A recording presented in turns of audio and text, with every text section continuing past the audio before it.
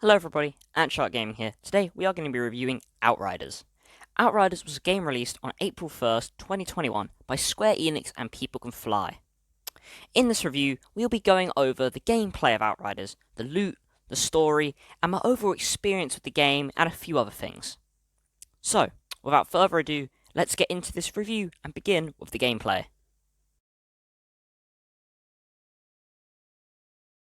The gameplay of Outriders is fairly simple. The game is a third-person, cover-based looter-shooter, which means most of the time you'll be hiding from your enemies, peeking out to take a few shots and coming back into cover, while also waiting for enemies to do the same thing. Because of this, the gameplay starts out simple, with simple ARs, SMGs, snipers and shotguns, slowly getting more complex as you go along. The biggest shape-up of Outriders gameplay comes through the 4 different classes you can choose to play as. The first being Technomancer, which is described as a long-range support character. The second being the Pyromancer, who is a mid to close range, who is all about setting enemies on fire and gaining life from the fire. Third of which being the Trickster, who is described as being able to bend the laws of times and getting close with enemies to gain health and shield because of these abilities. Finally, the Devastator, who is described as being able to defend his teammates, kill enemies with shaking the ground, and gain health from being too close to them. Because of these 4 classes, Outriders gameplay has some diversity to it, and it allows you to approach the game in lots of different ways. But due in part to the game being a cover-based shooter, it can get a bit repetitive, as you're constantly taking cover, killing enemies, and moving on forward. The game knows it can be a bit repetitive. That's why you'll encounter lots of different areas, new types of enemies, and even some bosses to really give that boost to the gameplay to spice it up just enough to keep you playing. So overall, the gameplay of Outriders is solid, and it holds up. However, it can get a little bit repetitive over time. Anyway, let's move on to the loot systems in the game. Gameplay is only one half of a looter shooter. As the name implies, it's also about collecting new weapons and armor to increase your character's power. And for the most part, Outriders has this covered, as every weapon comes with a unique perk to spice up the gameplay, affect your weapons, or change how you play. The same thing goes for the armor as well. Now, one really good innovation in Outriders is you can actually change the perks on armor and weapons.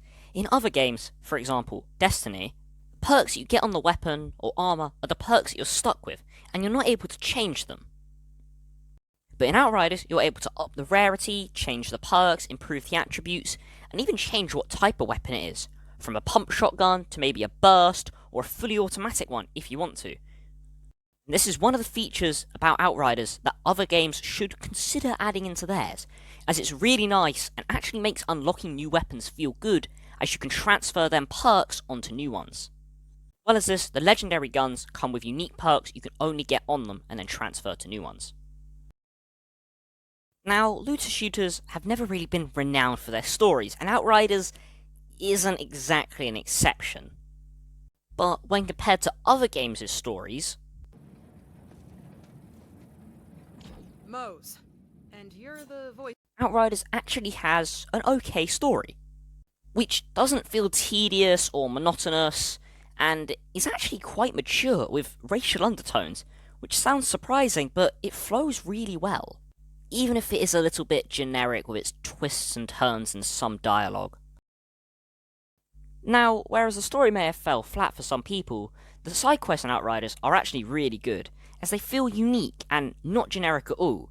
Even some quests have some overarching storylines, which are actually very nice. And side quests can even be done multiple times to farm for new loot, which actually gives them a purpose in the later game. As an example, the mission that I'm currently showing in the background, once completed, you actually unlock a new vendor in the Rift Town portion of the game, which also gives you a discount on the items. Well, anything you see, happy to give you a better discount.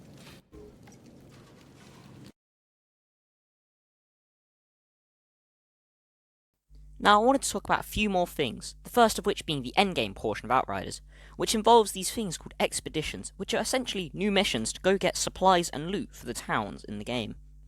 Another thing is the difficulty, as the game has these things called world tiers, which constantly keep the enemies above or on level, to make sure you don't over level and make the game too easy for yourself, while also upping your chances for good loot. The last thing I want to talk about is the character themselves that you play as. You get to customize them and even name them, but the dialogue that they can spout is quite generic and sounds cheesy most of the time. It's well delivered, but it just doesn't sound great. But to be honest, there are some times where it sounds really good and is actually well written. So in conclusion about Outriders, it's a decent game and is actually quite fun and is a good experience. But in its current state, I don't know if I would advise spending the full price tag on it right now. If it ever goes on sale, I would say for certain, get it. But if you're a big fan of looter shooters, it might be worth checking out. But if you're not an avid player, I would probably say skip it unless you like what you see and it's on sale. Or you can buy Xbox Game Pass, if you have an Xbox of course, to play the game for a month if you really want to. So to conclude, Outriders is a fine game. I'd give it a 7.5 out of 10, mainly because there's not a huge amount of endgame content, and the game feels a little bit repetitive at times. But anyway, I'd like to thank you for watching this review. If you could, please consider liking or even subscribing to the channel, as it really helps me out, and if not, that's totally fine. Anyway, this has been Shark Gaming, and I will see you in the next video.